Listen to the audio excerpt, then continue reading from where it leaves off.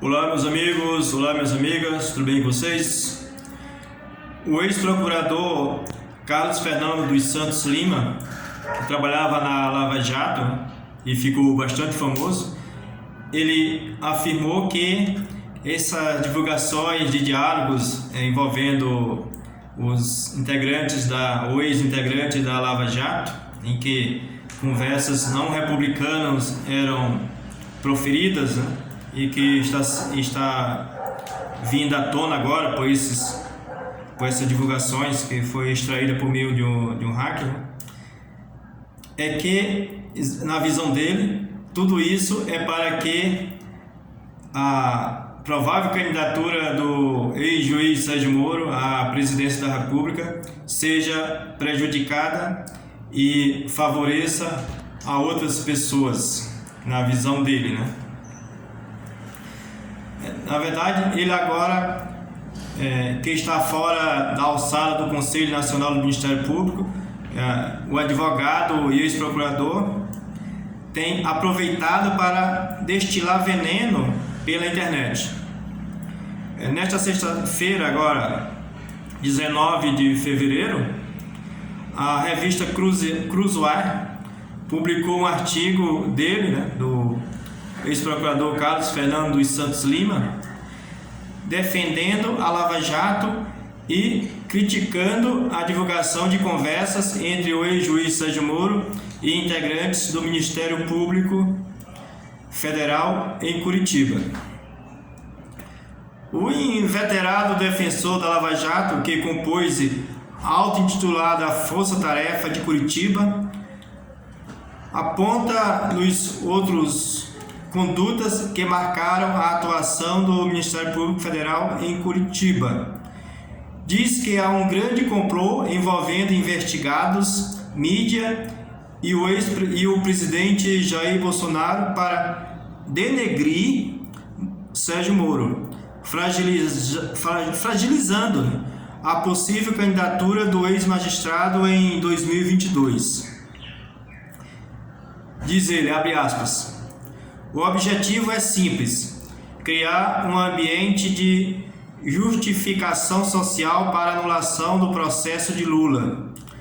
Com isso, pretendem matar dois coelhos com uma cajadada só: recolocar Lula na disputa presidencial e denegrir Sérgio Moro a ponto de justificar medidas contra ele, pois o medo de sua candidatura faz Bolsonaro, Centrão e Lula unirem-se contra ele. Fecha aspas.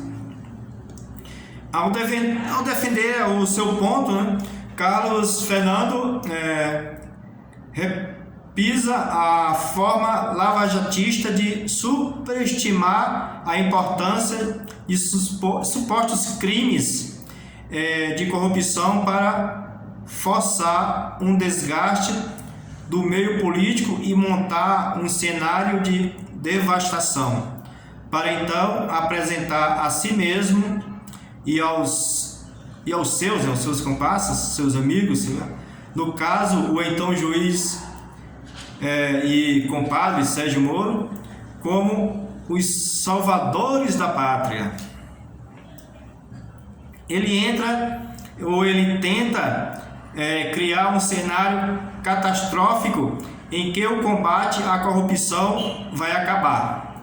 Diz ele: iremos caminhar para a aprovação de leis que vão permitir a apropriação pelos políticos de fatia cada vez maior do dinheiro público, seja para seus projetos pequenos e provincianos, na melhor hipótese, seja simplesmente para seus bolsos, como tanto foi revelado pela Operação Lava Jato.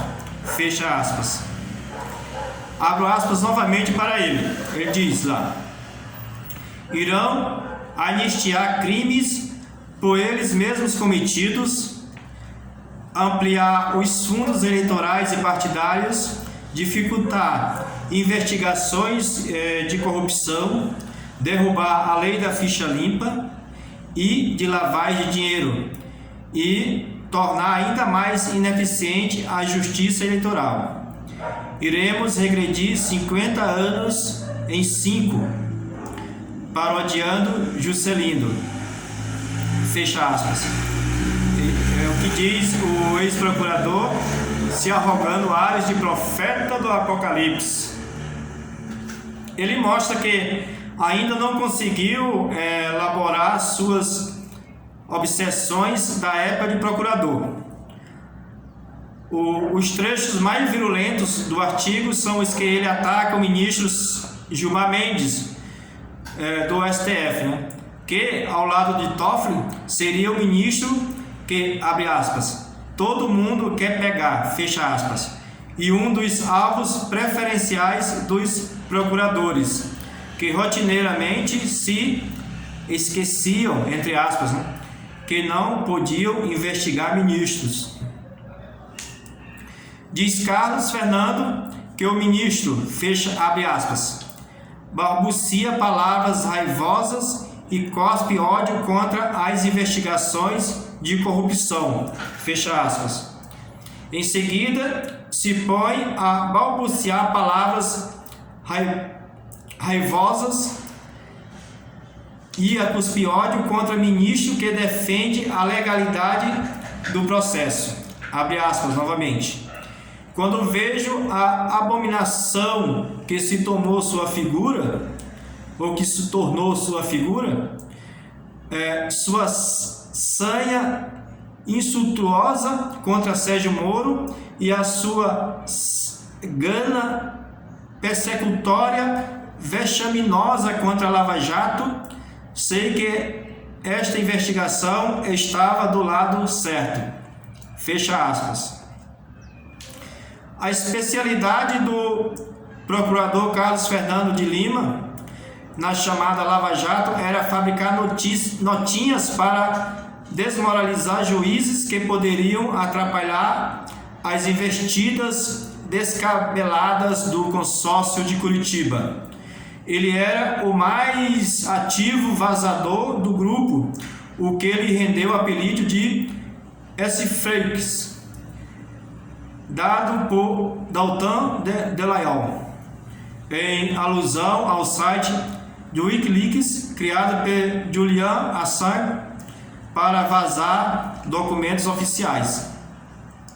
Foi ele, por exemplo, que orquestrou o cerco ao ministro Marcelo Navarro Ribeiro Dantas, que assumiria a relatoria do caso de Curitiba no STJ. O bombardeio contra o Dantas foi tão cerrado que o ministro desistiu do papel e que deu a missão a Félix Fischer, como o grupo de Curitiba queria. Outro cerco, cujos resultados Carlos Fernando festejou, foi o do desembargador do TRF da 2ª Região, Antônio Ivan Atier, que concederam habeas corpus a réus na apelidada Lava Jato do Rio de Janeiro e se recolheu diante do fuzilamento lá de Curitiba, né?